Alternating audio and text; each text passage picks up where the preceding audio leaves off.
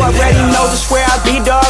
I ain't being cocky, but Philly what I'm reppin'. Watch me check it like it's hockey. I ain't tryna get it twisted. If you get it, then you got me. If you with it, cool. If not, I'll treat you like a Tamagotchi. I'ma let you down point. Yeah, I never disappoint. What's going on, guys? JHoyt back with you today. Welcome back to some Call of Duty World War II. We got some public match domination on the map Saint Marie du Mont. And today, we got another comment from Reddit that I kind of wanted to go over. And we've done this before. It's been about 3 weeks since we made our last Call of Duty video. So on your screen now is submitted by the name of Big Creamy. Okay, interesting name. And he said, what did World War II do wrong? So Call of Duty World War II, what did it do wrong? He said, what did Sledgehammer do wrong? With the aim assist loss and just terrible multiplayer experience altogether. And ranked was awful in my opinion, with teammates quitting and the ranking system altogether. What could they have done different, and were they destined to fail? So, okay, we're going to answer some of those questions here in a second, but what did they do wrong? Well, this guy had a perfect answer that kind of matches exactly what I was going to say, except for a little bit changes, and we're going to explain that here in a second. So the response was made by JZ19 Josh. What a great name. And he starts off with bad maps. Well, I guess we'll start with the second one because it kind of explains itself, but not enough maps. At the game, there was, what, 9? I believe there was 9, then Valkyrie was added, 10, and then you have, you know, DLC and whatever else after that. But not enough maps, clearly, big issue. 9, definitely not enough at launch. I believe the previous lowest was 12. Now, it doesn't seem like that much of a difference, but when you're constantly playing competitive and playing the same, like, 5 maps over and over and over again, it gets really, really repetitive, and it kind of gets really, really boring at some points. Obviously, I still love playing competitive, I still love playing ranked and winning and all that, but it's just hard when there's not really any variation to the game. Next one is no color, so it kind of goes along with my previous video. I don't remember where I said it, but everything is just so bland, and with having not really much color to the game, like if you look at Ardennes Forest, like it's so bad as far as colors go. Obviously, with this map, there's some reds, some greens, I think there's some blues at some point, but this one probably has the most color out of majority of the maps. And you know, the maps in this game, like I said, very bad, very no color, and just not really fun to play. The next one is bad weapon balancing for competitive. Now this one I don't really agree with, in the fact that most Call of Duties have always had one submachine gun, about 2 ARs, and 1 sniper rifle. This game has the PPSH as the main submachine gun, it has the BAR, it has the STG as assault rifles, and then it has the M1943 or whatever it is as the bolt sniper rifle. Now there was the Kar 98 in the game, except for in competitive they banned it or whatever they did, but it's not in the game. So personally, I think the weapon balancing is the same as every other Call of Duty, and you know, I don't really get that one. But let's move on to the next one: broken ranked play. This one, I mean, there hasn't really been a good ranked play since probably like Black Ops 2. You know, with I guess the big problem is when the unranked players get matched up with you when you're in gold or silver or whatever the case is. That whole system just needs to be fixed. I don't know how to do it. Hopefully Treyarch will do it better. Next one is the horrible class system, and again, I'm reading from this list. Horrible class system. Now, yes, it's not the pick 10. Yes, it's not the original create a class type thing.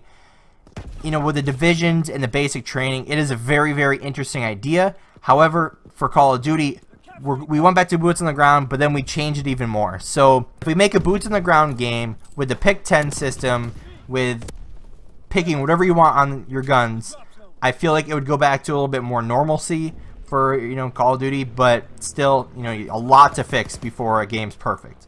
This is where it gets to the real juicy stuff, where the aim assist inconsistencies. Now this one is by far the biggest problem in this game, and you can lose, you know, auto aim over pretty much anything in this game. I mean, there's a smoke grenade, a stun grenade, you know, a normal grenade, you know, poles, barrels, pretty much anything. If you go to like pre-aim a corner, you know, and you pre-aim, you know, the building or something instead of the opening space, like you'll lose auto aim, and it's really stupid.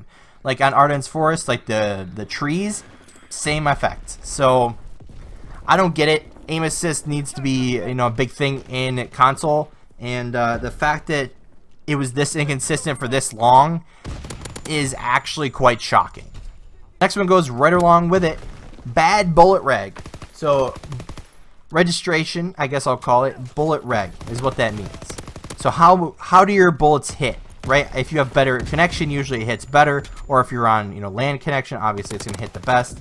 But overall, the bullet reg in this game is just as bad as the aim assist.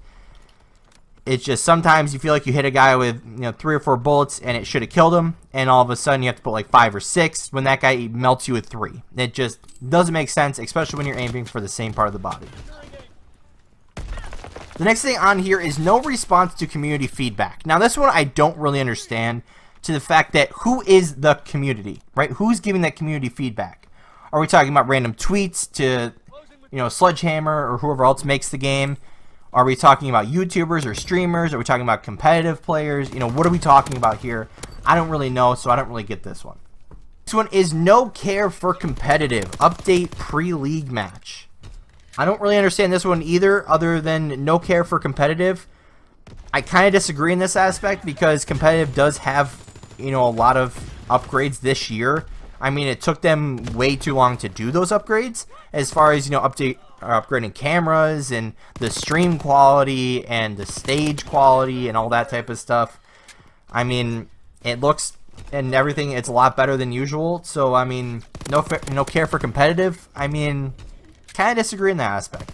Next one is DLC spam. So the downloadable content spam. Now, yes, Call of Duty is a big franchise that most of their games are to go to a theme and that's it, right? They don't really care about how well it does, or, you know, what exactly happens during the game, or, you know, what people want to do with the game. They're just like, we're here to make money, and that's basically it.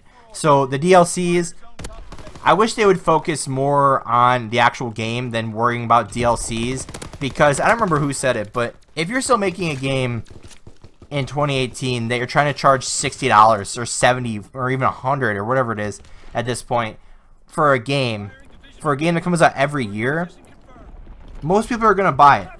However, you got to create a good game. I mean, again, I hate to relate it to Fortnite, but look at them. Free game, has the thing for the battle pass. You can pay. It doesn't give you any advantage other than, you know, some more skins, some more emotes in the game, some more stuff. So it has nothing to do with anything, really. So the battle pass does not affect the gameplay. However, with Call of Duty, it's just stupid, right? There's no point to be paying $60 for a game that really sucks this bad.